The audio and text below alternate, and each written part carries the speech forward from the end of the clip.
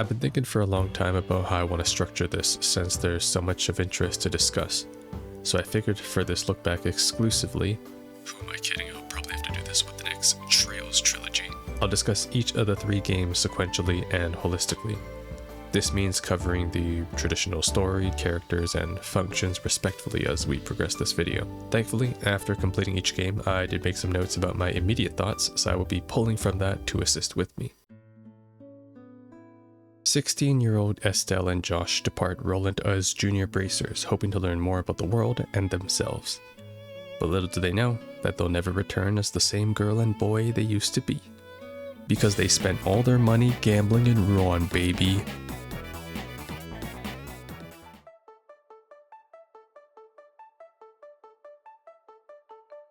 The first chapter is primarily the exposition of this trilogy. I enjoyed touring Liberl's 5 cities and learning all about what makes each one special. Being not too long after the 100-Day War, it was interesting hearing dialogue from each city's residents and Royal Army Guards discuss some of their own experiences during that time. What I appreciated about the game's method of storytelling is that it didn't overwhelm me with a lot of past lore, faction names, or names that don't physically have an appearance in the game. As someone who plays a lot of games, I find it quite frequent to encounter this problem where players are overwhelmed with information or lore that may be important, but it's so far into the future in relevance or reference that it's just jargon for the time being.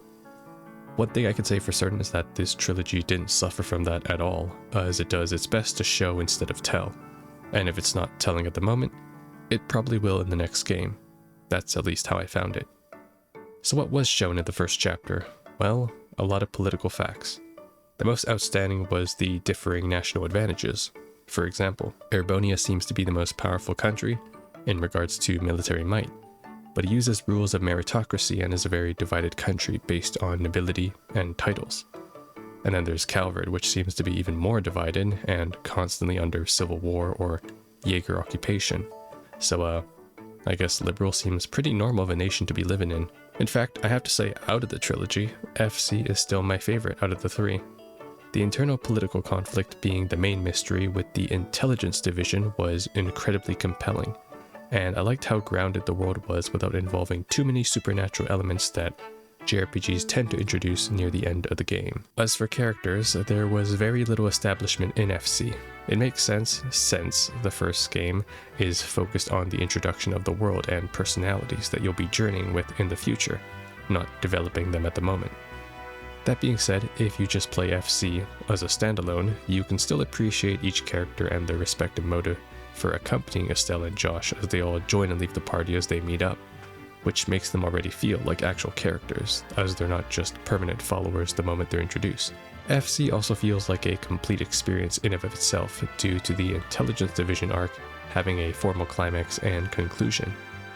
For a game with pretty much non-existent voice acting, it really has great dialogue and localization, so bravo, EN team, for the translations and all your chess descriptions.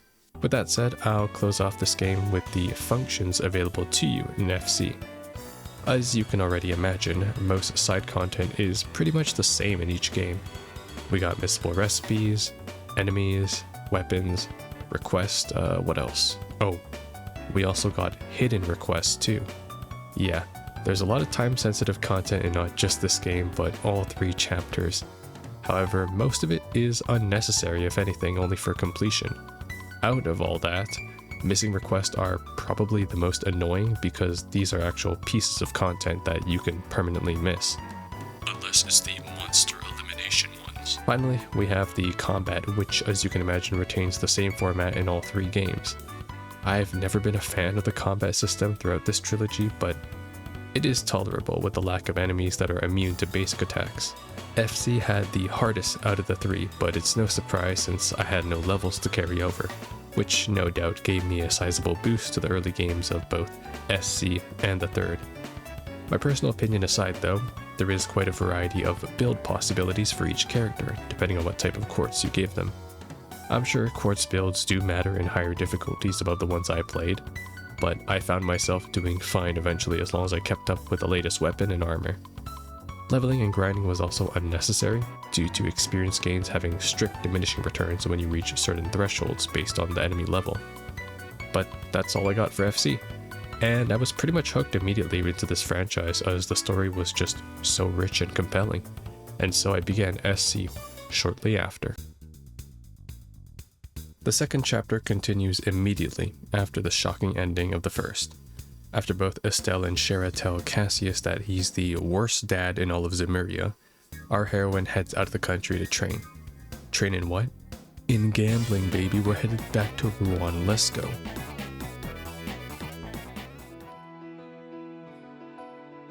Estelle returns to Liberl 2 months after her training in both a new outfit and newfound purpose. Now, if FC is the game that focused on exposition and introduction, then SC is the refinery that builds upon everything that you already know. First of all, every playable character returns with the addition of some new faces. Everyone gets a respectable amount of development, backstory, or important reveal that builds upon their initial mystery or presentation. Despite being the second chapter, it does act as a conclusion to both Estelle and Josh's story, and completes most of our party's character arcs by the end of the game.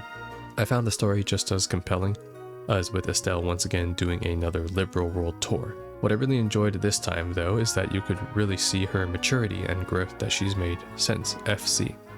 Estelle still shows her emotions, but she's less impulsive and much more understanding. In regards to gameplay additions, there is the introduction of level 3 quartz and slots, which enable higher level elemental values to be reached. There's also chain S-crafts, which allow party members to team up for a powerful combination attack. Honestly, this mechanic was pretty busted, since it does S-craft damage at low CP cost for each participating member. Other than that, I found everything to be more or less the same. The environments to the enemies that appeared in the open world. This is a negative I did have about the first game, but I mean, it's an old title, so I wasn't expecting too much variety. Additionally, the environment presentation from the cities to the dungeons aren't memorable, but these concerns that I have will probably not exist the more I progress this series, as the games become more modern. Finally, I guess I should address that you can fish in this game.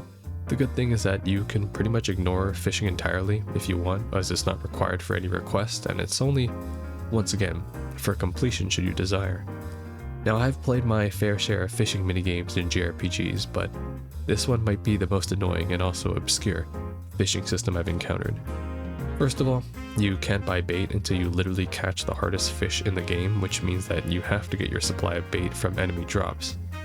Second, you don't know which fish inhabits each body of water, nor the bait required to land them until you've caught them once, so you're gotcha gaming in every river you find. And thirdly, the margin of success for the fishing prompt is extremely strict. You have to always be on the ball for that exclamation mark or you're gonna miss it. Which is why I am so grateful that they brought back fishing as a competitive minigame in Trails in the Sky, the third. When it comes to the third chapter, everything is very different. Kevin and Reese are the protagonists, and the game is linear in the most literal sense. For me, this made the story feel much more fast-paced, as I was racing through the first 5 chapters getting the party back together. The title doesn't spend any time developing or reintroducing our old Liberl team, as it assumes that you're already acquainted, which I mean you should be. What are you doing playing the last game of the trilogy first? Are you crazy? Are you insane? Yes? Instead, the game is hyper-focused on Kevin and Reese's relationship, as well as their perspective on the past and the mystery surrounding Phantasma. Going into this design and perspective change, I was skeptical at first, given that it was ambitious to not only swap main characters, but also the game progression. That being said, touring Liberl for a third time might be a bit exhausting at this point, and in the end I think this new model fit the end of the trilogy quite well. Kevin got a full character arc across a singular game, and each of our casts got proper closure or extended character development through the doors. My only negative is that the stakes in this game did not feel as high or mysterious as they did in FC or SC, most likely due to the big bad in this game essentially just being Oriole 2.0. I mentioned doors. Well, it's the best feature they added, which essentially covers all manner of side content in this chapter. It contains a very large variety of scenes surrounding not just the playable cast, but also personalities that you've met during your travels across Liberl. Additionally, there are doors that are just lore dumps, which provide information for events or reveals that players may have thought of but never got explained. Cassius's operation in Erebonia was the most interesting for me. Finally, some doors had minigames, and while not the most engaging, some of them, this does feel like a blueprint that can be used to create more dynamic gameplay functions in future titles. Except maybe the gambling. Gameplay functions are as you can expect, the exact same as SC. The only new additions are some new level 3 courts and a final raised level cap of 150. Gaining levels in this title felt much faster and easier due to combat being much more centric in progressing the planes. For me, this made encounters the easiest out of the 3 games, and I was pretty much able to brute force my way through everything. And the last thing that I want to discuss about this finale are the missables. Contrary to prior titles, there aren't actually that many, due to the design shift of this game. Pretty much everything is possible until you enter the finale, which is quite the reward after all the backtracking you have to do in the other games. Looking at my playtime for the entire trilogy, I ended at approximately 60 hours for the first, 70 hours for the second, and 50 hours for the third.